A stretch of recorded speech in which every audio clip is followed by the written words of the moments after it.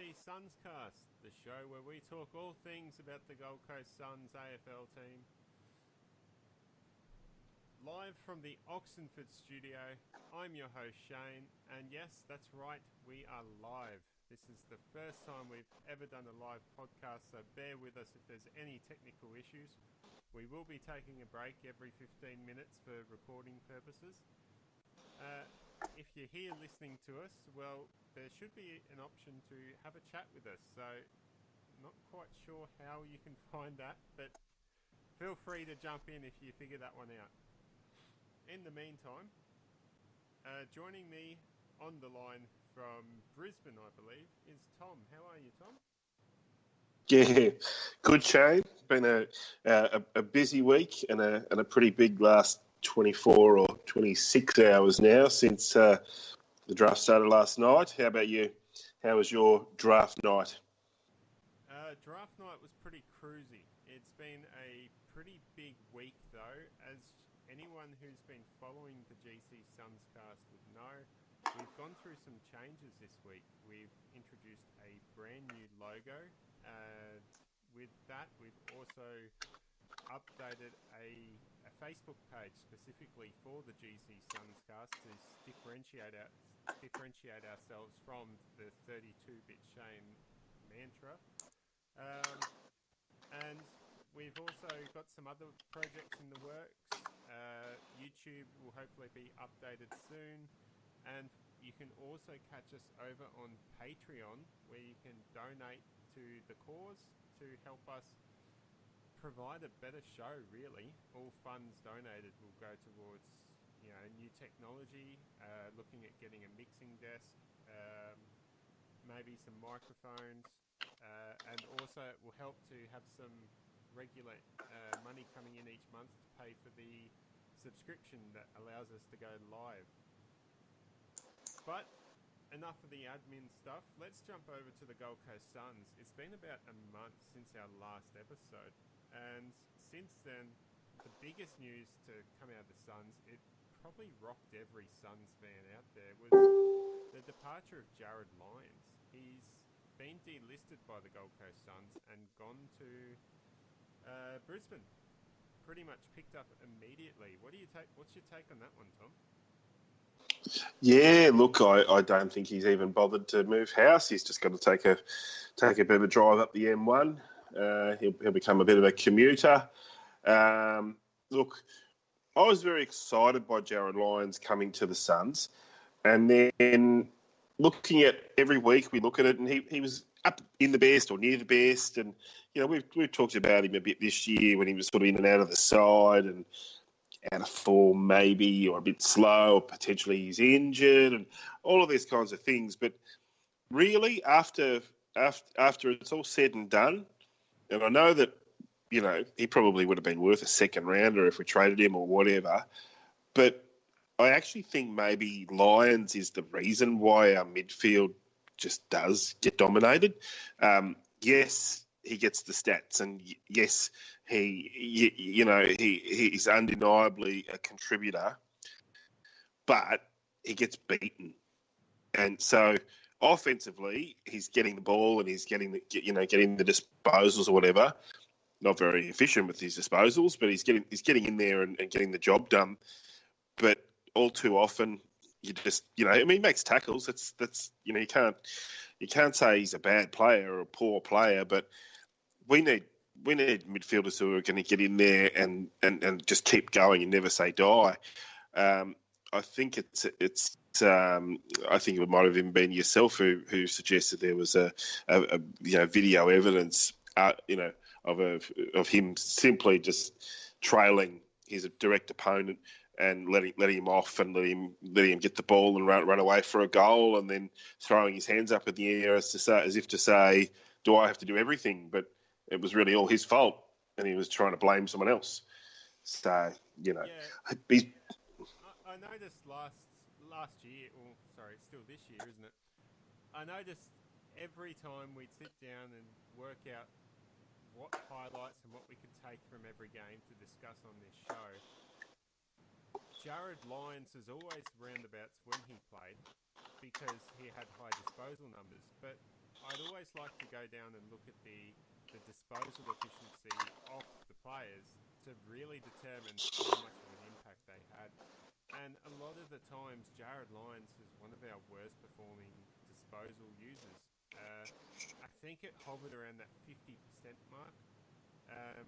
And a lot of the games that we were really poor in, he was down the lower scale. It really just sort of shows that, yes, he was getting the ball, but that's irrelevant if he's not using it and just turning it straight over. I mean, we can blame the other players on the team or anything, but in reality, you know, he has flaws. He's not perfect. He was a solid contributor for the Suns, but we've also got to look at the point of view as Gold Coast decided that he wasn't in their team for the future. That's essentially what it's come down to. They've told Lions, you're going to struggle to get games. We can't guarantee you being in the best 22 from now on. Yeah, I mean, people are sort of saying, "Oh, you know, we've you know, we've lost Lions, and now we're going to go and get, you know, some useless kid like Nathan Freeman or whatever." But the reality, we signed up Anthony Miles, who, whilst he hasn't played a large number of games this year or last year, and kind of missed their premiership run and has struggled to get into the side since they've really became one of the very top sides in the comp. Before that, Miles was one of the first picked every week, and he was very much part of their plans. And the Richmond midfield, you've got to remember, is you know, tremendous. Really good players can't get a regular game, or they have to find a new position if they're midfielders. So when Richmond brought in Caddy and Prestia, ironically, that's when Miles was stuck in the VFL. So we've got Miles coming in, and if you compare the pair with Lyons and Miles is either as good or better in every single metric. So we're not going to get worse without Lyons. Like, we've replaced him, and he didn't like it. No. After looking at the players that we were bringing in, I mean, Lyons got kicked out of the best 22 several times this season, with the argument being that they just couldn't find enough room in there for him, as well as Will Brodie, David Swallow. Help me out, Tom. There was another one, isn't there? Well, Barlow, you know. Michael Barlow. Yeah, we just had a plethora of those type of players in the side.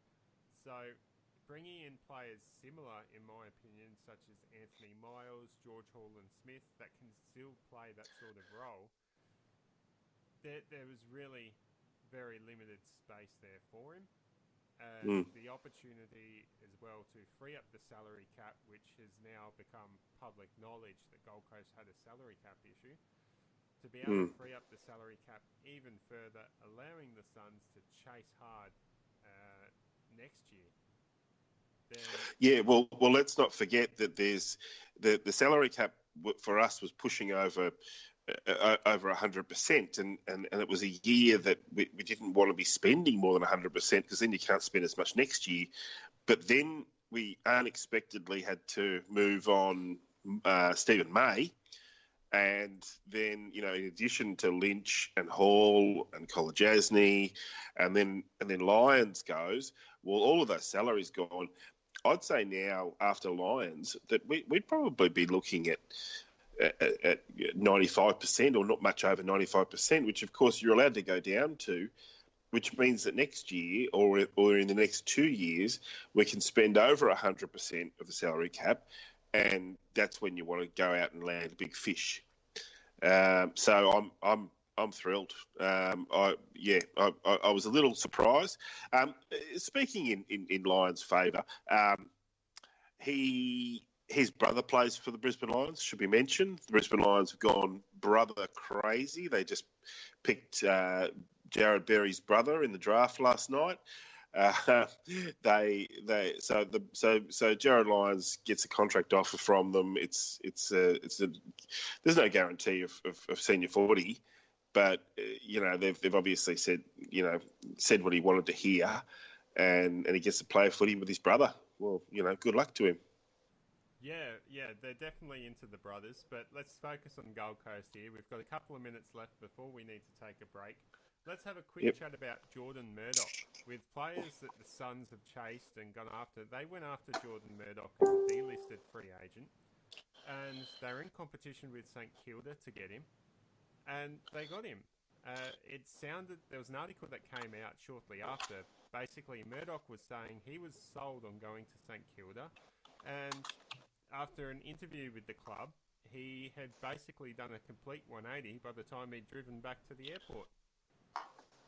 Absolutely, yeah.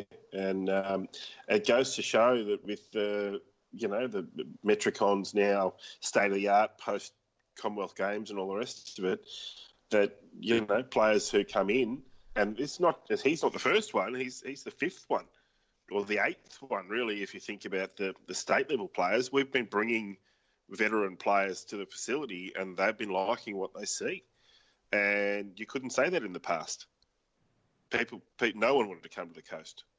So I think it augurs very well for future. We're going to be bringing in 3 or 4 players every year. It's just something that we have to do to and they're not going to be A graders or not necessarily A graders. So bringing in someone like Murdoch, I didn't have much hope of getting him. I thought he'd just stay in Melbourne because there are teams there who want him. But I'll tell you a couple of things. His wife's a lawyer, so that was the main reason why I thought there's no chance he's coming to the Gold Coast. Melbourne's where she's going to want to be. So even more impressive that they walked out of the meeting with the Suns saying they wanted to live on the Gold Coast.